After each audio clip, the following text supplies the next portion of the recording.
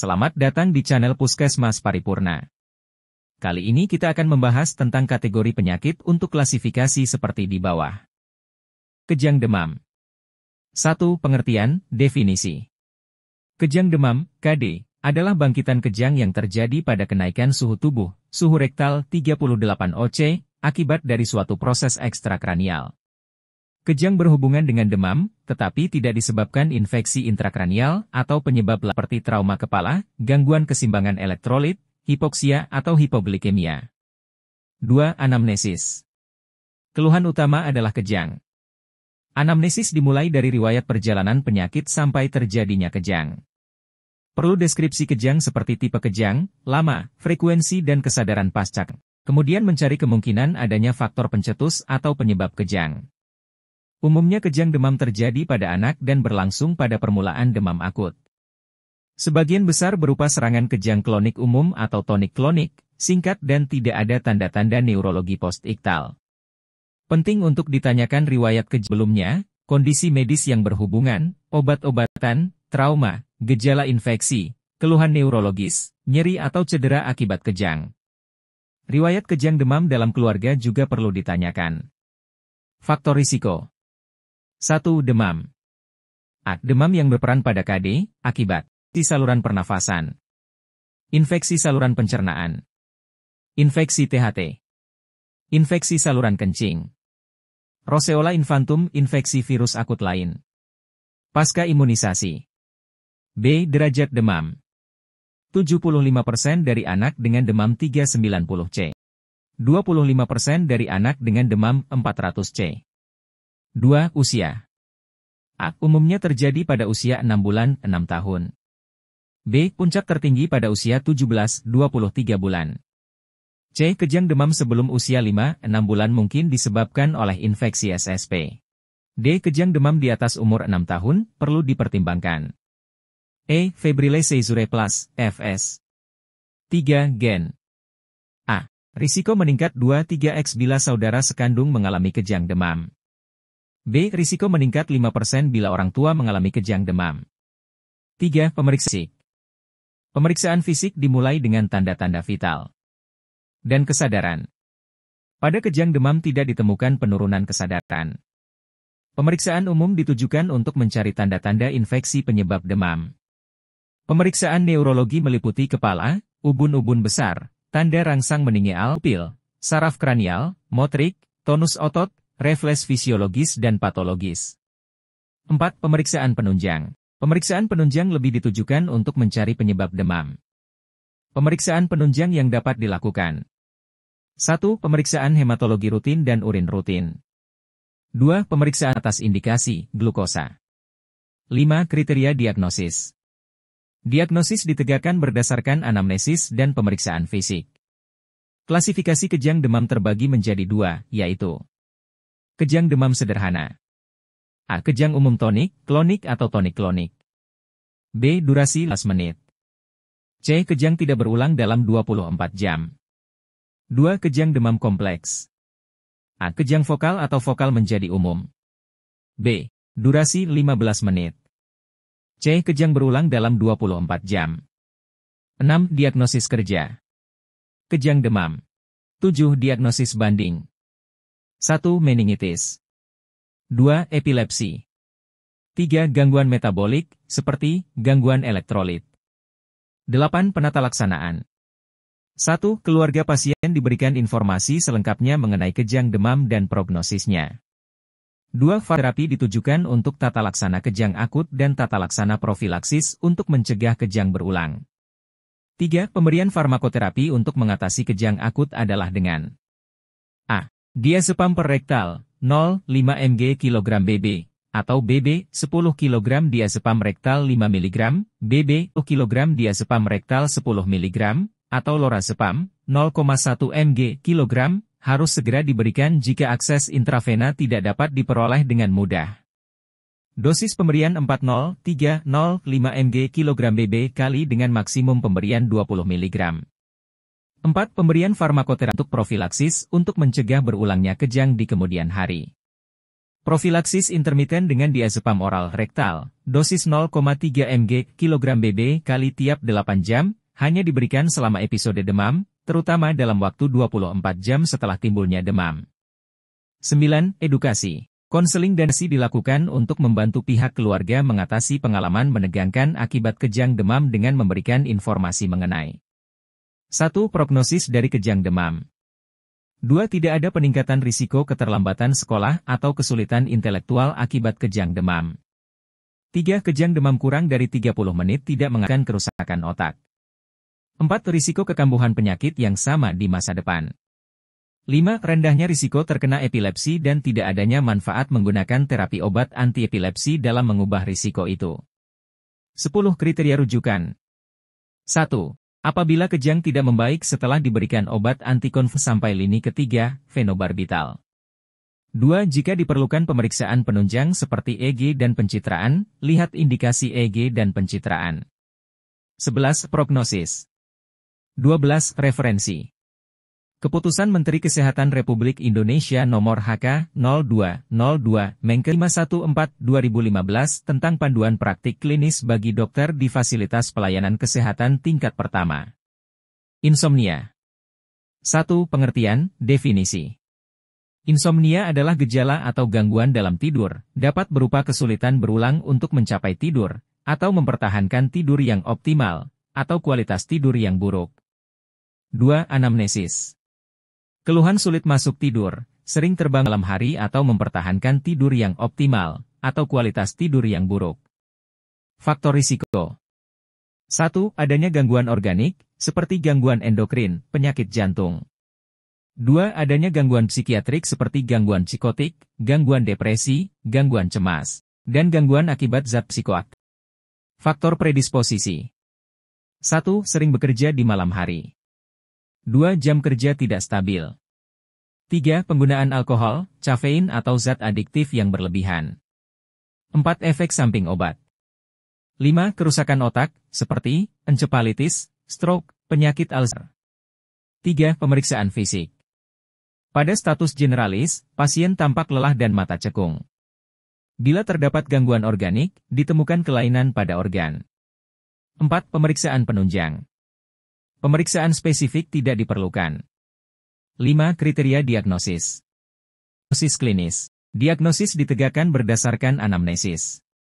Pedoman diagnosis. 1. Keluhan adanya kesulitan masuk tidur atau mempertahankan tidur atau kualitas tidur yang buruk.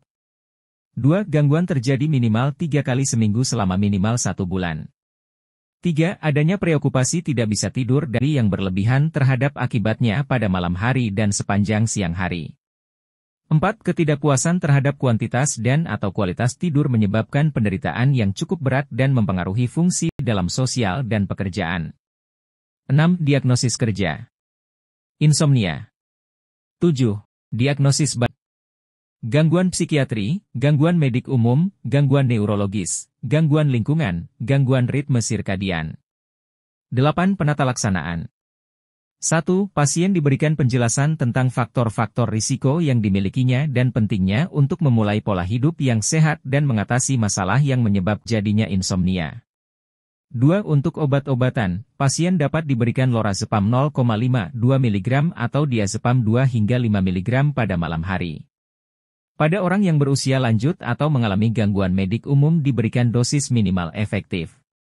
9. Edukasi. Memberikan informasi ke pasien dan keluarga agar mereka dapat memahami tentang insomnia dan dapat menghindari pemicu terjadinya insomnia. 10. Kriteria rujukan.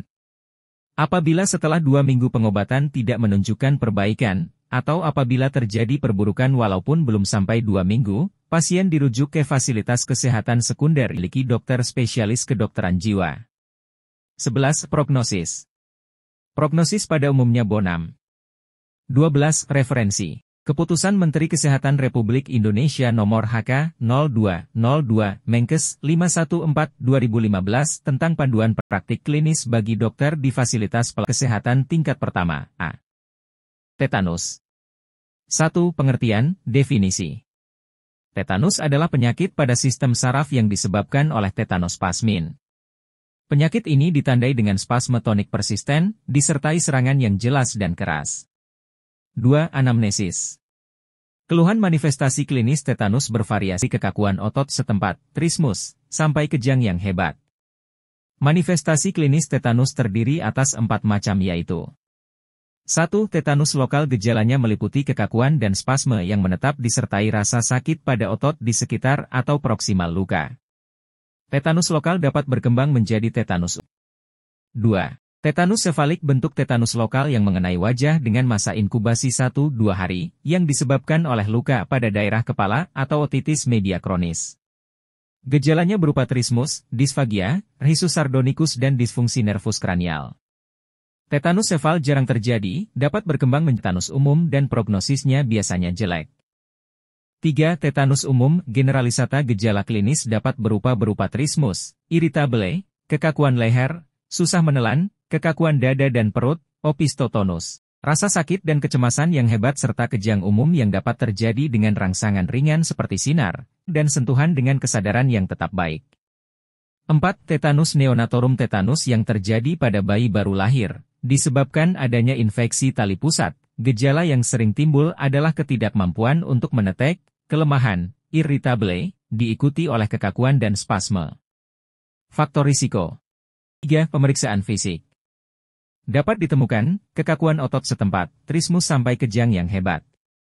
1. Pada tetanus lokal ditemukan kekakuan dan spasme yang menetap. 2. Pada tetanus sefalik ditemukan trismus, rhisus sardonicus dan disfungsi nervus kranial. 3. Pada tetanus umum generalisata adanya, trismus, kekakuan leher, kekakuan dada dan perut, opistotonus, fleksi abduksi lengan serta ekstensi tungkai, kejang umum yang dapat terjadi dengan rangsangan 277 ringan seperti sinar, suara dan sentuhan dengan kesadaran yang tetap baik. 4. Pada tetanus neonatorum ditemukan kekakuan dan spasme dan posisi tubuh klasik, trismus, kekakuan pada otot punggung menyebabkan opistotonus yang berat dengan lordosis lumbal. Bayi mempertahankan ekstremitas atas fleksi pada siku dengan tangan mendekap dada, pergelangan tangan fleksi, jari mengepal, ekstremitas bawah hiperekstensi dengan dorsofleksi pada pergelangan dan fleksi kaki. 4. Pemeriksaan penunjang. Tidak ada pemeriksaan penunjang yang spesifik. 5. Kriteria diagnosis. Diagnosis klinis. Diagnosis ditegakkan berdasarkan temuan klinis dan riwayat imunisasi. Tingkat keparahan tetanus. Kriteria Patel Joak. 1. Kriteria 1, rahang kaku, spasme terbatas, disfagia, dan kekakuan otot tulang belakang. 2. Kriteria 2, spasme, tanpa mempertimbangkan frekuensi maupun derajat keparahan. 3. Kriteria 3, masa inkubasi 7 hari. 4. Kriteria 4, waktu onset 40 jam. 5. Kriteria 5, peningkatan temperatur, rektal 100 F, 400 C, atau aksila 99 F, 37,6 C. Grading.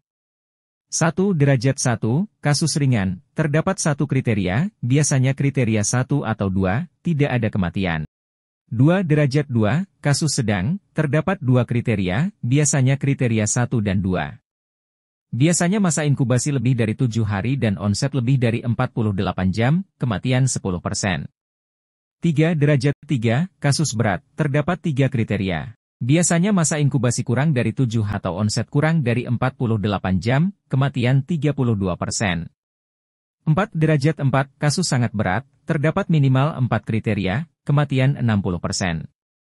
5. Derajat 5, bila terdapat 5 kriteria termasuk puerperium dan tetanus neonatorum, kematian 84%. Derajat penyakit tetanus menurut modifikasi dari klasifikasi Alblet et al.